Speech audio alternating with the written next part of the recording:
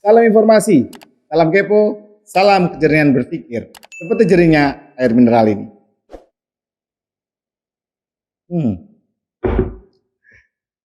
Kecelakaan di jalan atau kecelakaan lalu lintas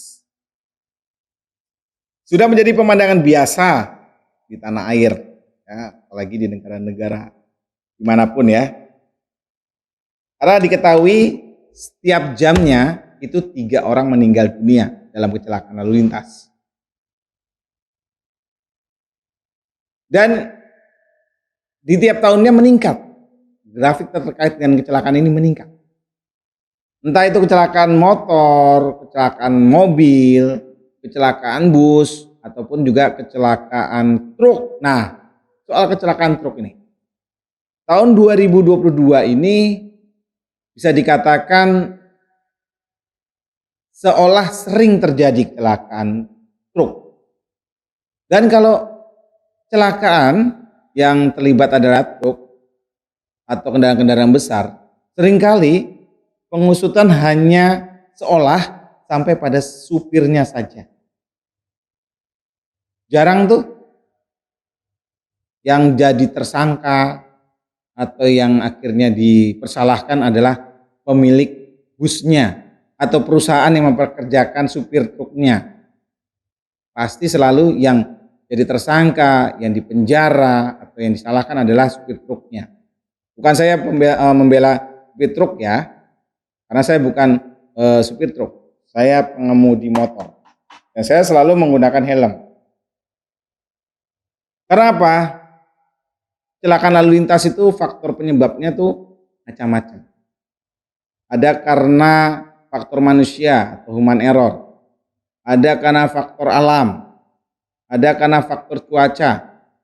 Dan juga ada karena faktor kendaraannya. Faktor kendaraan ini dalam arti apakah kendaraan itu dirawat atau tidak, layak atau tidak. Nah, soal layak atau dirawat itu kan bukan hanya tanggung jawab supir, tapi juga tanggung jawab pemilik atau perusahaan yang memiliki truk tersebut.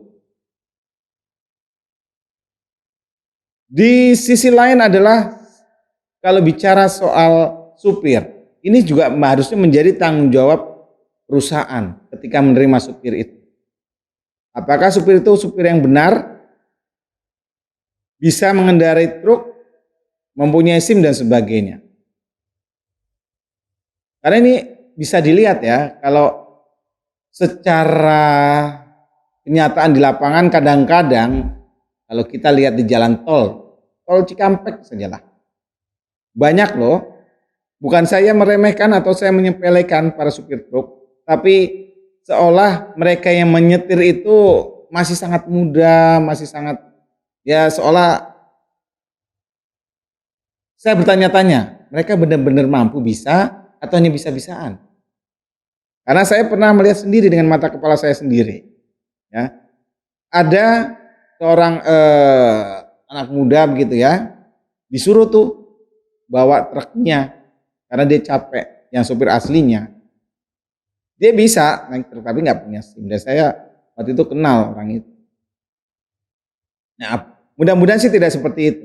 Belum lagi kalau di jalan raya itu, terutama di tol, kan sudah ada aturannya.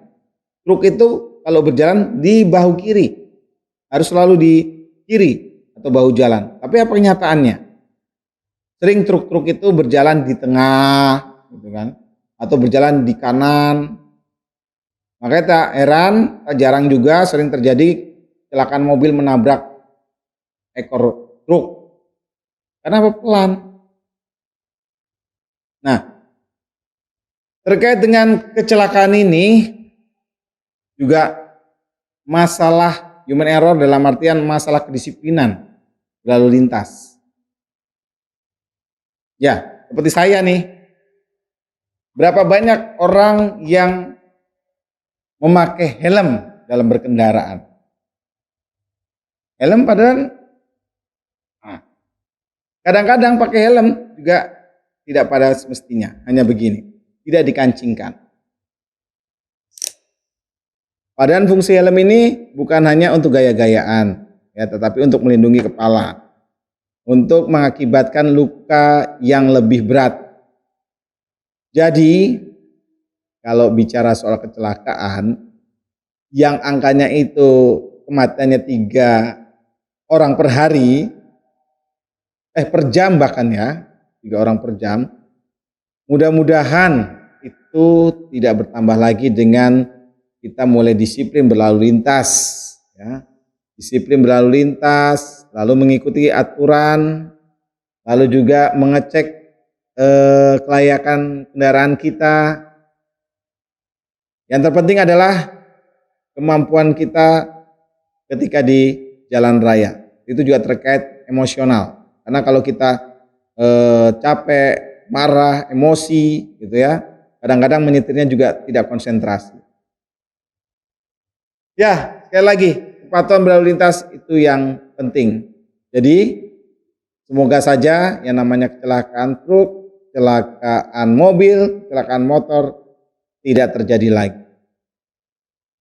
Patuhi selalu rambu-rambu dan aturan yang ada.